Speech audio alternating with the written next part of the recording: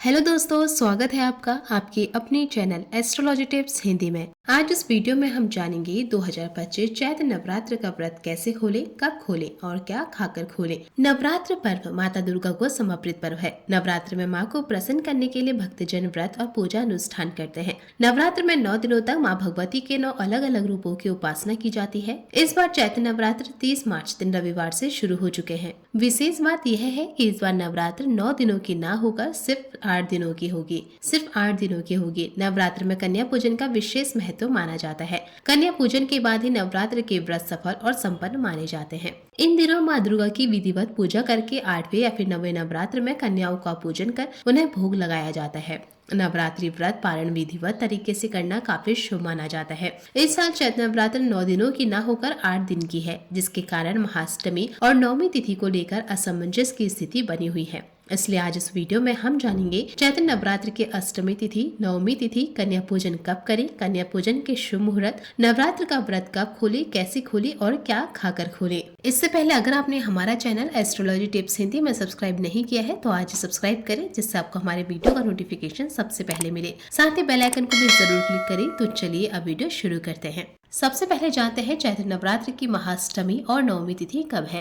हिंदू पंचांग के अनुसार इस बार चैत्र नवरात्र की अष्टमी तिथि 4 अप्रैल को रात 8:12 से आरंभ होगी, जो कि 5 अप्रैल को शाम 7:26 पर समाप्त होगी। इसके बाद महानवमी तिथि आरंभ हो जाएगी, जो कि 6 अप्रैल को शाम 7:22 तक मान्य रहेगी। ऐसे में महाअष्टमी 5 अप्रैल शनिवार को और रामनवमी 6 अप्रैल रविवार को मनाई जाएगी। कन्या पूजन कब करें। नवरात्र में कन्या पूजन अष्टमी और नवमी किसी भी दिन किया जा सकता है। इन दोनों ही दिनों में कन्या पूजन करना श्रेष्ठ रहेगा।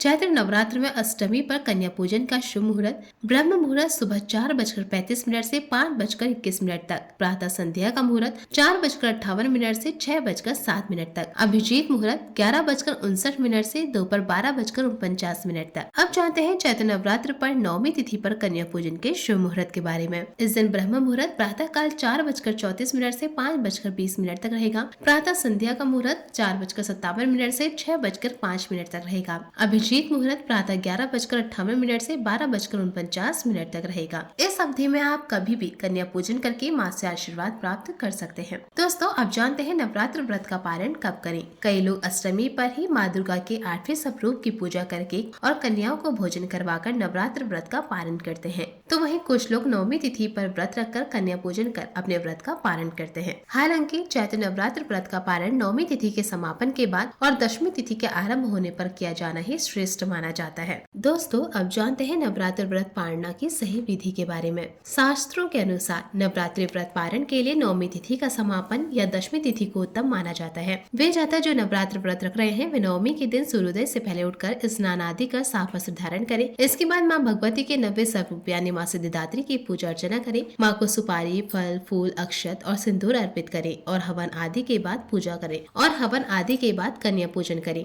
व्रती अपने व्रत का पारण नवमी तिथि के समापन या दशमी तिथि के आरंभ पर ही करें। यदि आप दशमी तिथि पर व्रत का पारण करना चाहते हैं तो सूर्योदय के बाद पारण करना उत्तम रहता है। मान्यता है कि कन्या पूजन के बाद ही व्रतधारी को अपने व्रत का पारण करना चाहिए। व्रत खोलने से पहले माता रानी के सामने आपकी जो भी कामना है उसे कहें और पूरी श्रद्धा भाव से माँ की पूजा करें। कन्या पूजन के बाद स्वयं भी प्रसाद ग्रहण करें, अर्थात सबसे पहले माता रानी के प्रसाद से ही अपने व्रत का पारण करें। यानी जो भी प्रसाद आपने माता रानी को भोग के रूप में लगाया है उससे ही अपने नवरात्र व्रत का पारण करें। व्रत का पारण माता रानी के प्रसाद को खाकर ही करना चाहिए। इससे आपको व्रत का पूरा फल मिलेगा और आपकी मनोकामनाएं जल्दी पूर्ण होंगी। दोस्तों, उम्मीद करती हूँ कि वीडियो में दी गई सभी जानकारियाँ आपको पसंद आई होंगी। अगर आपको यह वीडियो पसंद आई हो तो कमेंट बॉक्स में जय माता दी जरूर लिखिएगा। आगे की ऐसी लेटेस्ट वीडियो के लिए आज ही एस्ट्रोलॉजी टिप्स हिंदी में चैनल को सब्सक्राइब करना ना भूले। जय माता दी।